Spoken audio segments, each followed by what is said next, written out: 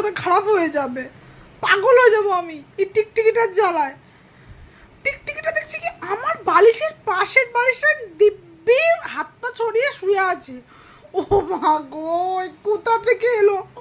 আমার জীবনের সবচেয়ে বড় শত্রু হচ্ছে এই টিকটিকি। ভূতকে আমি বোধহয় এত ভয় পাই না যত আমি মানে এই টিকটিকিকে ভয় পাই। আপনাদের কাছে কোনো সলিউশন আছে দেখুন। আমি এই খেয়ে দিয়ে উঠে আমি এত গরম লাগছে, আমি ঘরেই বিছানায় বসে খেলাম। তারপরে আমি বাইরে গিয়েছি, বাইরে থেকে হাত ফাত ধুয়ে রান্নাঘর পরিষ্কার পরিষ্কার করে এসে দেখছি কি আবার আমার বিছানার ওপরে উঠেছে বসে আছি। মা গো, মরে যাব আমি। তারপর ওকে আমি ঠেলে বার করেছি। এর আগের দিনকে তো একটা টিকটিকি আমি পায়ে দিয়ে দলা দিয়ে মেরেই ফেলেছি। এবার আবার সেই মশারি টাঙাতে হবে, সে আর একখানা কাজ বাড়লো আমার।